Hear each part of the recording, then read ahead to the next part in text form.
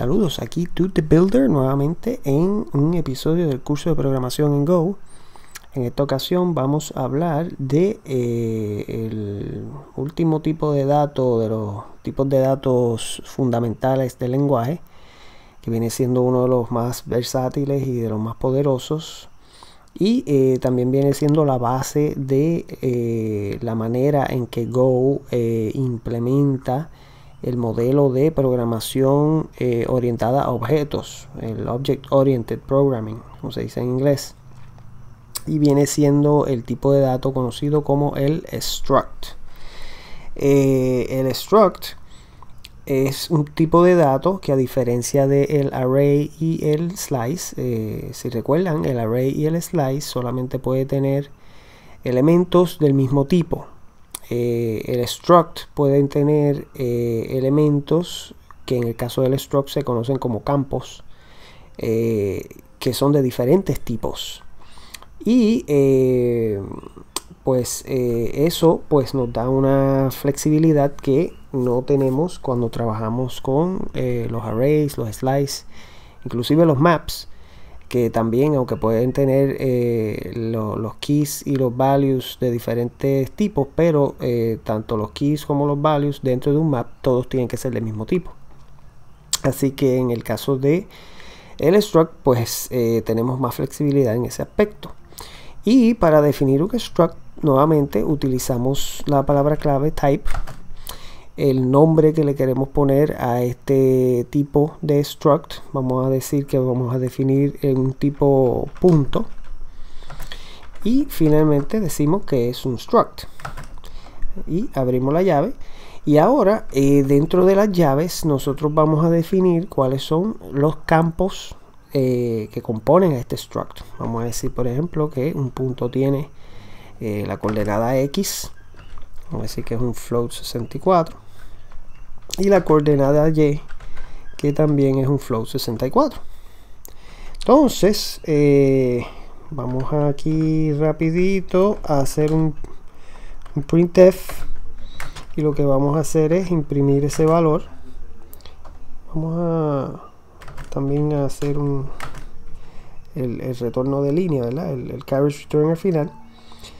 Y la variable que vamos a utilizar para nuestra instancia es la variable p, que todavía no la hemos creado. Vamos a crearla ahora.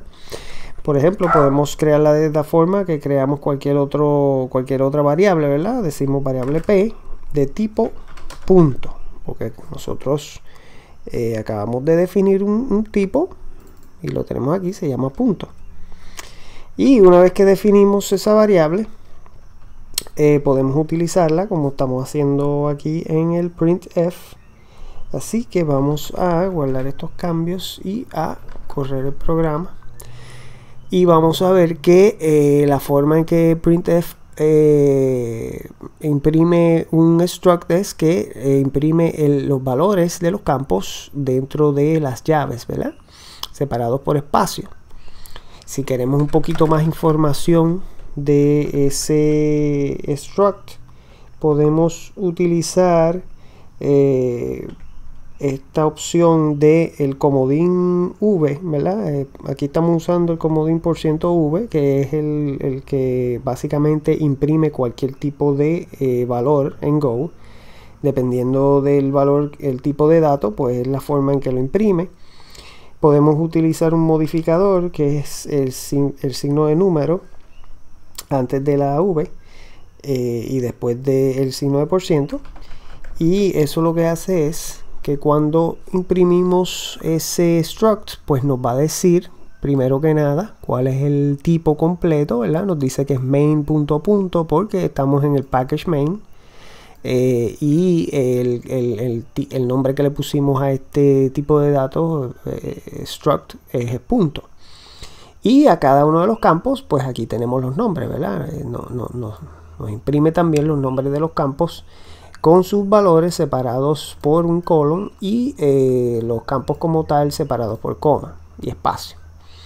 Así que una forma más completa de ver, ¿verdad?, esa estructura que estamos creando. Vamos a regresar aquí al código. Y entonces aquí pues vimos que simplemente definimos una variable y no le asignamos ningún tipo de valor, y el valor 0 de ese struct es el valor 0 de los campos, ¿verdad? Tenemos dos campos que son float64 y el valor 0 de los float64 es 0. Así que en ese aspecto, pues nuevamente la regla aplica al igual que con cualquier otro tipo de datos. Si no le asignamos ningún valor, pues automáticamente recibe el valor 0, y en el caso del struct el valor 0 es el valor 0 de todos sus campos. Vamos a regresar y vamos a ver que también podemos, entonces, una vez que tenemos la variable definida, pues podemos asignarle valores a los campos, ¿verdad? Vamos a decir que X es 1 y Y es 2. Si guardamos esos cambios y corremos, pues ahora podemos ver que efectivamente el campo X dentro de nuestra estructura punto recibe el valor 1 y el campo Y recibió el valor 2. De la misma forma, de una forma mucho más compacta, podemos definir esta variable P con el modo literal, ¿verdad? El estilo literal, que sería, decimos cuál es el tipo de dato, abrimos la llave y entonces le asignamos valores a los campos en el mismo orden en que están definidos. Así que aquí tenemos un valor 1 y ese sería entonces asignado al campo X porque es el primero, y el valor 2 sería asignado al campo Y porque es el segundo. Así que vamos a ver eso en acción y efectivamente ahí tenemos nuevamente el mismo resultado.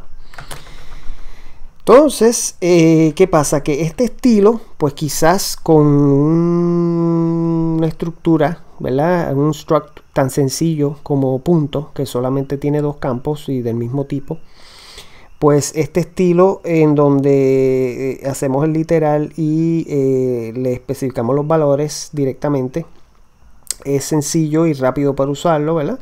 Pero si tuviéramos una estructura que tiene muchísimos más campos, pues este estilo es sumamente difícil porque requiere que nosotros nos memoricemos entonces, que sepamos exactamente los tipos de cada campo y en el orden que están definidos todos los campos del struct.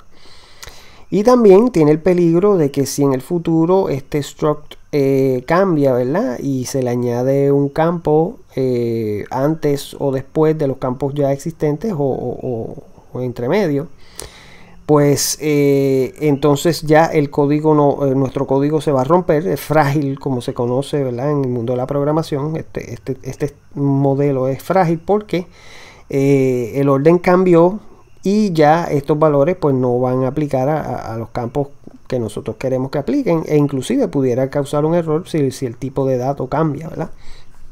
Así que la forma preferida, ¿verdad?, de utilizar el estilo literal es que entonces le ponemos el nombre de la variable nuevamente con el colon y un espacio. El espacio en realidad no es obligatorio, pero ayuda para la lectura, ¿verdad? Y los valores. O sea, de esta forma, pues aquí estamos ya entonces definiendo que al campo X le vamos a asignar el valor 1 y al campo Y le vamos a asignar el valor 2. Y si guardamos los cambios y compilamos, vemos que tenemos el mismo resultado. Otra ventaja que tiene este estilo del literal con los nombres de los campos es que, por ejemplo, no tenemos que especificar todos los campos, ¿verdad? Y tampoco tienen que estar en orden. Por ejemplo, si solamente especificamos el valor de la Y y corremos el programa, vemos que X va a recibir su valor 0, ¿ok? Y el valor que le asignamos a Y pues fue asignado. Y también pudiéramos especificar los campos fuera de orden, ¿verdad? Y también funciona el programa sin problema, ¿verdad? Tenemos que el 1 se le asignó a X y la Y recibe el valor 2. Así que tiene muchas ventajas, ¿verdad?, utilizar este estilo de definir un struct literal con los nombres de los campos, porque nos requiere que sepamos en qué orden están definidos esos campos en el struct, y nos permite especificar valores fuera del orden como tal, omitir campos, y no sufre de la fragilidad que vimos anteriormente, porque si se añaden campos o si se cambian el orden de la definición del struct, eso no va a afectar en nada nuestro código. Así que este es el estilo recomendado, ¿verdad? Que debemos utilizar cuando estamos definiendo los structs de forma literal. Otra conveniencia que es parecida a lo que vimos con los parámetros de las funciones, es que podemos, si tenemos campos similares y del mismo tipo, lo podemos agrupar de esta forma, ¿verdad? Aquí pues tenemos que X y Y, los dos son float 64, y en una estructura como un punto, pues las coordenadas X y Y pues son básicamente vienen en pareja, ¿verdad? Y tiene lógica agrupar estos campos así, de esta manera, ¿verdad? Si estamos hablando de una estructura más compleja, donde tenemos otros campos que en realidad no están relacionados directamente, aunque tengan el mismo tipo de datos, pues no se recomienda que se agrupen, ¿verdad? Simplemente porque tienen el mismo tipo de datos no quiere decir que los vamos a agrupar todos.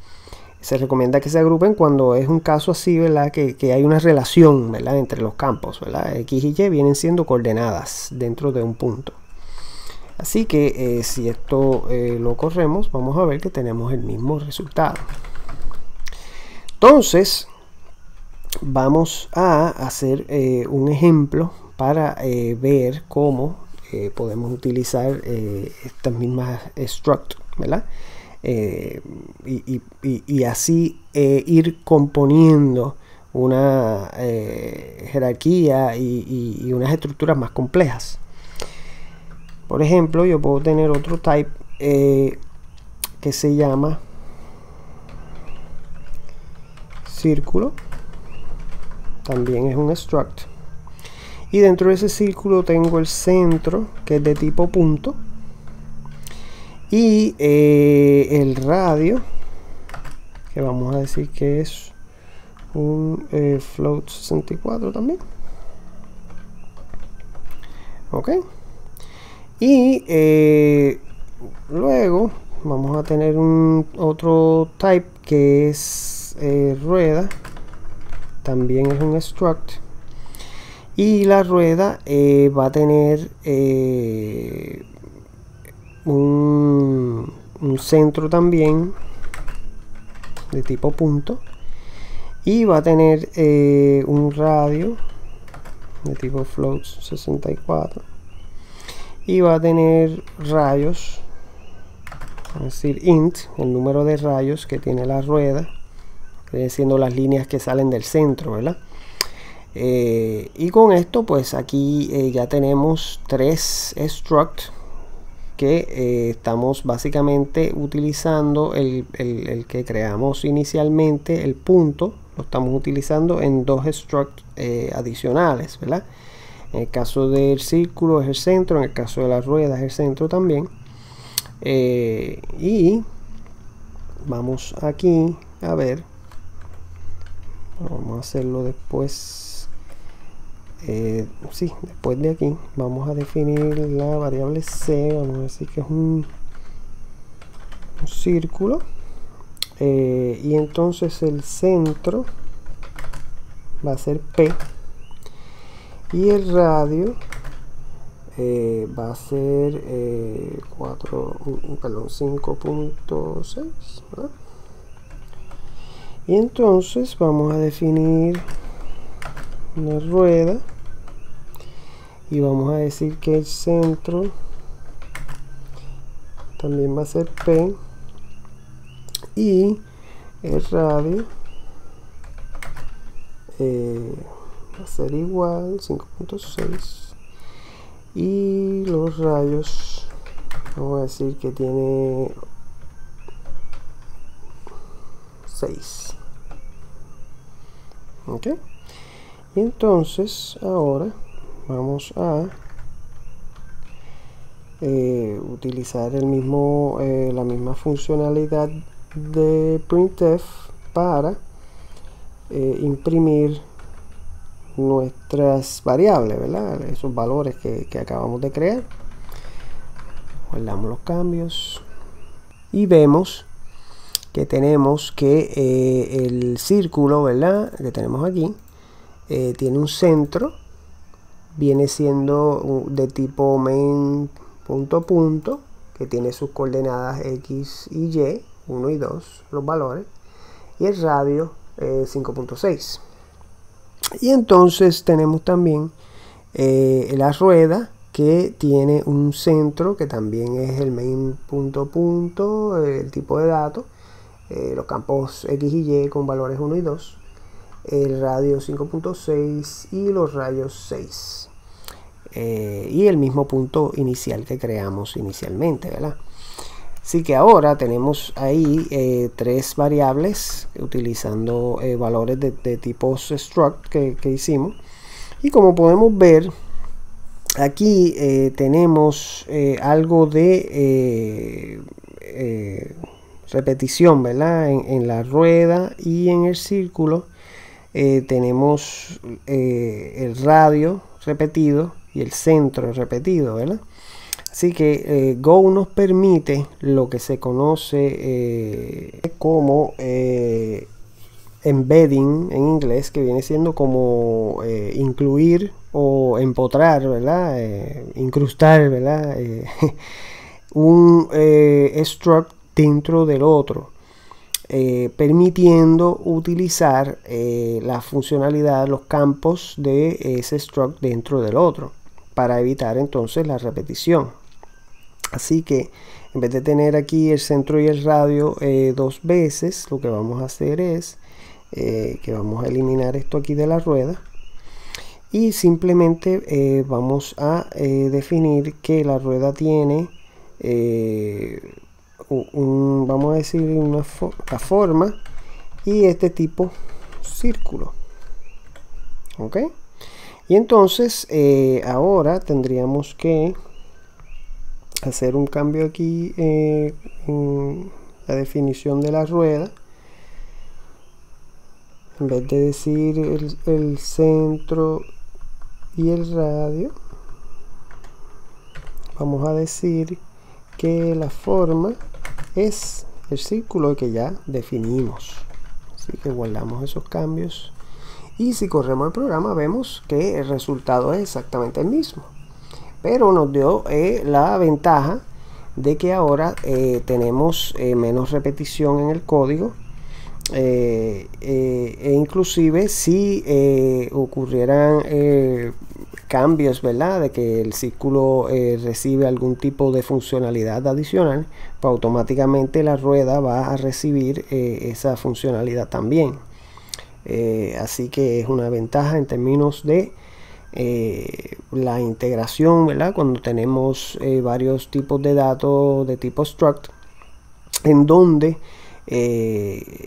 pues unos se componen de otros. Y aquí viene el concepto de la composición, que Go la utiliza como su forma de implementar el modelo de programación orientada a objetos. En Go, en vez de tener el inheritance, como se dice en inglés, la herencia, ¿verdad?, que los objetos heredan campos y funcionalidad de otros objetos, pues en Go se utiliza este concepto de composición, en donde nosotros insertamos un struct dentro del otro y así logramos tener la funcionalidad de diferentes struct dentro de otros struct, y nos permite inclusive mayor flexibilidad, porque podemos tener varios campos, ¿verdad?, y entonces insertados dentro de otro struct, y logramos tener esas diferentes funcionalidades de diferentes tipos de datos que nosotros definimos. Así que adicional, pues se reduce, ¿verdad?, la cantidad de repetición en nuestro código. Ahora, si nosotros, por ejemplo, vamos a queremos imprimir aquí en la rueda, pues vamos a decir en la rueda queremos imprimir la coordenada X de ese círculo, ¿verdad?, que está ahí insertado. Pues sería, tenemos la forma, ¿verdad?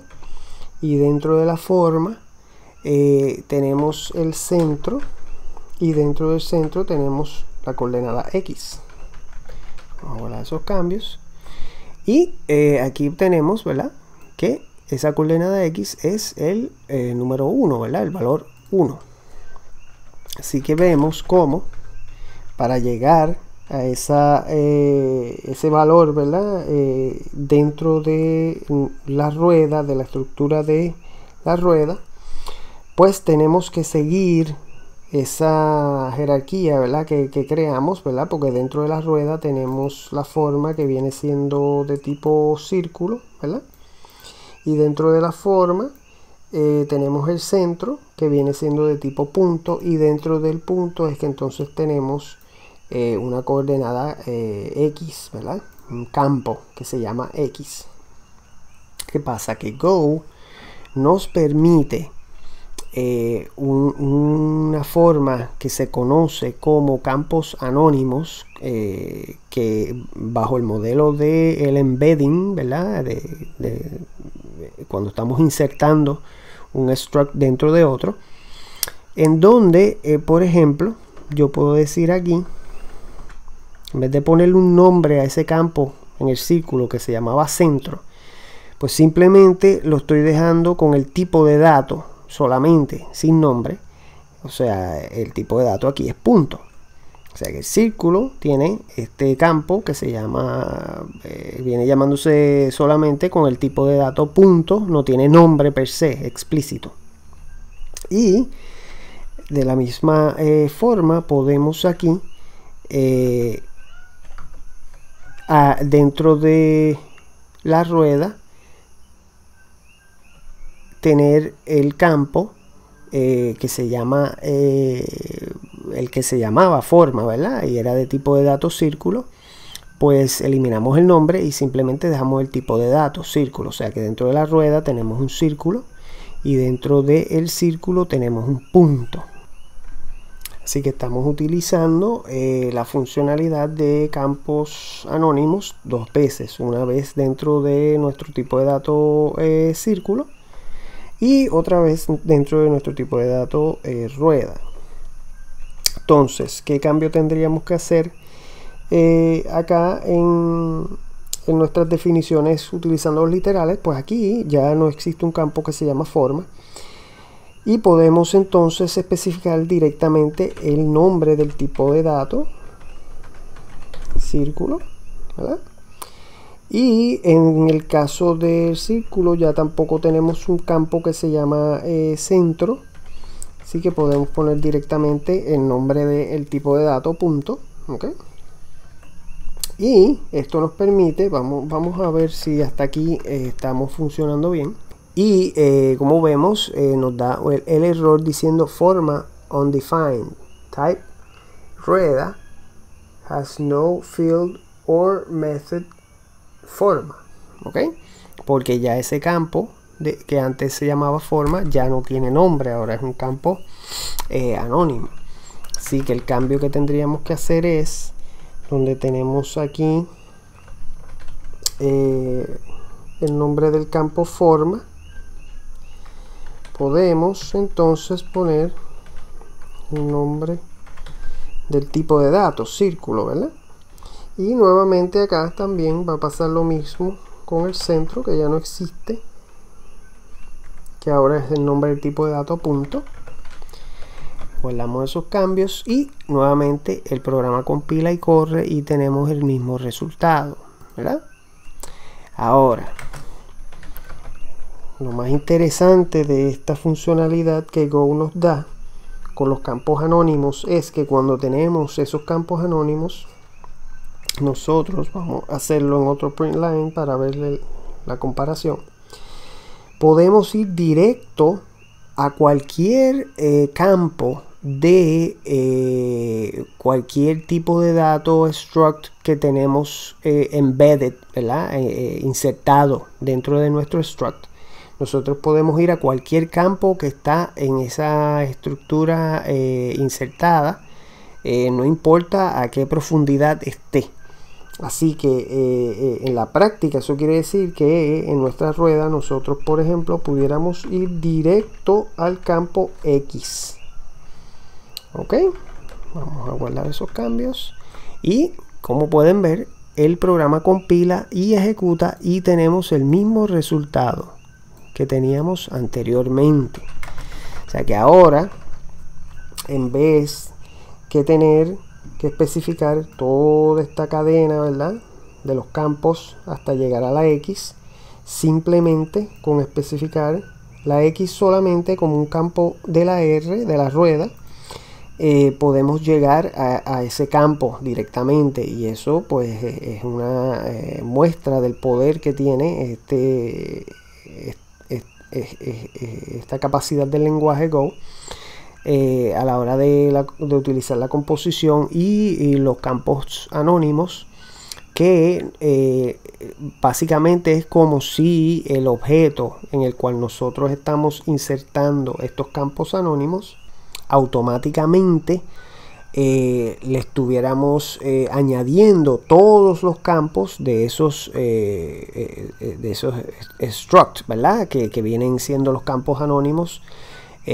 Tienen sus campos y nosotros estamos añadiéndole esos campos a el struct que está más arriba, ¿verdad? En esa jerarquía. Y pues es sumamente poderoso, porque inclusive cuando veamos más adelante el tema de los métodos, los methods, ¿verdad?, que vienen siendo el comportamiento, ¿verdad?, que podemos aplicarle a estos struct que nosotros creamos, pues también los methods se añaden, ¿verdad? Y este struct aquí, la rueda, por ejemplo, tendría acceso a todos los campos que están dentro del círculo y los methods también que estén definidos dentro del círculo.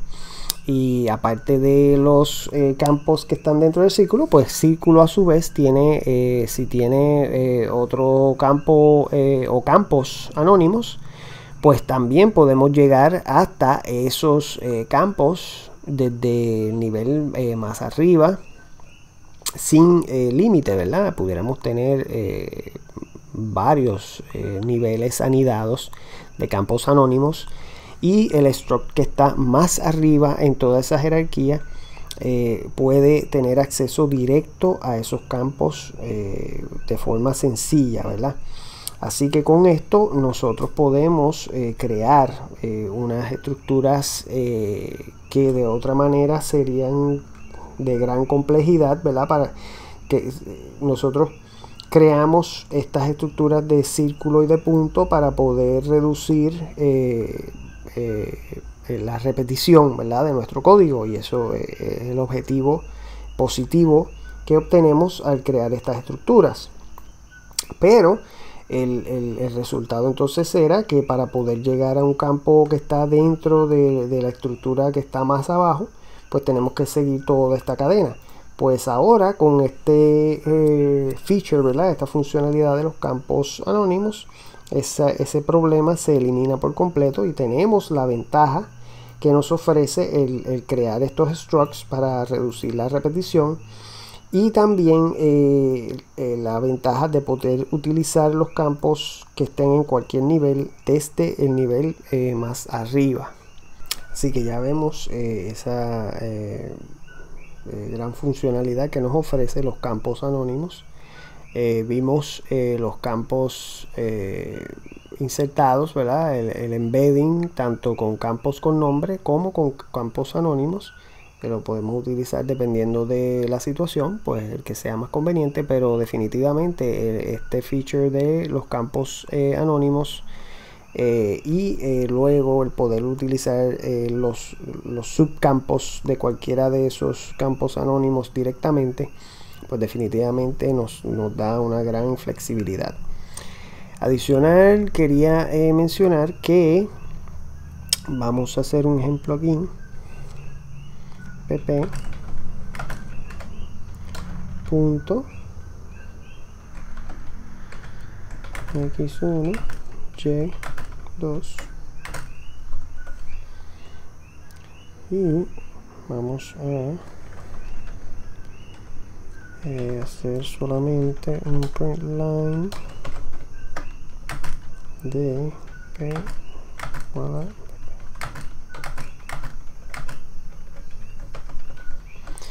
Lo que queremos ver aquí es si podemos comparar dos structs, ¿ok? Y como podemos ver, si lo podemos hacer, nos devuelve true porque los dos structs, vamos a venir aquí, estamos comparando el struct en la variable p y el struct en la variable pp. Los dos tienen los mismos campos y los mismos valores. Nosotros podemos comparar structs cuando sus campos son comparables. Cuando todos sus campos son comparables, nosotros podemos también comparar los structs, como es el caso del punto. Si hay algún campo dentro del struct que no es comparable, y por ejemplo nosotros vimos que los slices no son comparables, los maps no son comparables, las funciones no son comparables, podríamos tener un campo que es de tipo de dato función, ¿verdad? Y en ese caso, pues entonces ya esos structs no serían comparables. Vamos a hacer el ejemplo aquí. Vamos a decir que, vamos a poner aquí otros, que es un slice de int. Y ahora dentro del struct punto tenemos un campo que se llama otros, que viene siendo un slice de int. Y si ahora tratamos de compilar y ejecutar el programa, pues nos va a decir invalid operation, p igual a pp, y nos dice struct containing slice int cannot be compared. O sea, si tenemos un struct que contiene un slice, en este caso de entero, pero en realidad cualquier tipo de slice, no puede ser comparado. ¿Por qué? Porque los slices no se pueden comparar. Entonces ahí Go pues no puede, ¿verdad? No tiene forma de cómo hacer esa comparación. Esto también pudiera ser un map. Vamos a decirle string int, ¿verdad? Y si tratamos de correrlo, pues tenemos la misma situación y nos va a decir en este caso que si tiene un map no puede ser comparado tampoco. Así que ahí vemos que si los structs se componen estrictamente de campos que a su vez son comparables, pues sí podemos compararlos. Pero si hay algún campo que es de tipo de dato no comparable, pues por ejemplo como el slice, el map y las funciones, pues en ese caso ya esos structs no los podemos comparar. Y también es importante saber que al igual que con los otros valores, los otros tipos de datos, ¿verdad? En Go nosotros podemos también definir punteros a los structs, ¿verdad? Y utilizar la funcionalidad de los structs a través de los punteros. En este caso, si fuera en el estilo literal, pues podemos añadir justo antes del nombre del tipo de dato, en la definición del literal, el ampersand, y ahí estamos entonces obteniendo la dirección. Vamos aquí en este print line, simplemente vamos a imprimir lo que está apuntando ese puntero, y acá el puntero como tal. Así que, bueno, primero que nada tenemos que borrar porque si no el compilador nos va a decir que tenemos una variable que no estamos usando. Ahora compilamos y corremos el programa y tenemos que aquí nos imprime, ¿verdad? El print line nos imprime que en el caso de cuando utilizamos el asterisco, que estamos yendo directo a la variable que está almacenada en memoria, pues tenemos el struct, ¿verdad? Con sus campos. En el caso de imprimiendo directamente el puntero, en donde no utilizamos el asterisco, pues println nos está diciendo que esto es un puntero, nos pone el símbolo del ampersand antes de la estructura, nos está diciendo que es un puntero a un struct, y ahí están los valores de ese struct, de los campos de ese struct. ¿Okay? Así que de la misma forma que con los otros tipos de datos podemos definir punteros, ¿verdad? Pues con el struct también lo podemos hacer. Y esto viene siendo importante cuando trabajamos, como vimos, con funciones. Si queremos poder hacerle cambios al struct, pues tenemos que entonces, en vez de utilizar un struct directamente, pues tenemos que utilizar un puntero para que la función pueda hacerle cambios a ese struct. Y de la misma forma también cuando veamos los métodos, pues también tiene relevancia si estamos definiendo el método sobre un struct directamente o sobre un puntero a un struct. Y de la misma manera, cuando tenemos el puntero al struct, nosotros podemos accesar los campos, ¿verdad? Utilizando el punto. Si fuéramos a utilizar el punto para accesar los campos, en ese caso Go nos permite inclusive no utilizar el asterisco, porque él sabe, ¿verdad?, que si lo que obtiene en esa variable es un puntero, pues y estamos buscando un campo, pues como los punteros no tienen campo, pues él va entonces y hace la indirección, ¿verdad? Y busca el valor del struct que está almacenado en memoria. O sea que aquí, si ponemos p.x y queremos imprimir eso, pues obtenemos el valor aquí 1. ¿Ok? Ya cubrimos los aspectos más importantes, ¿verdad?, de los structs, cómo definirlos, los campos, ¿verdad?, que pueden ser de diferentes tipos de datos, cómo los podemos agrupar, cómo podemos tener campos insertados dentro de un struct, que son otros structs que hemos creado, con nombre o sin nombre, de forma anónima. Y en el caso de la forma anónima, pues podemos accesar cualquiera de los campos de esos structs que están a un nivel más bajo, directamente desde los structs que están a niveles más arriba. Espero que les haya gustado el video. Si les gustó, no olviden darle like y no olviden suscribirse si no lo han hecho, para saber cuando vienen videos nuevos. Así que aquí Dude the Builder despidiéndose. Hasta la próxima.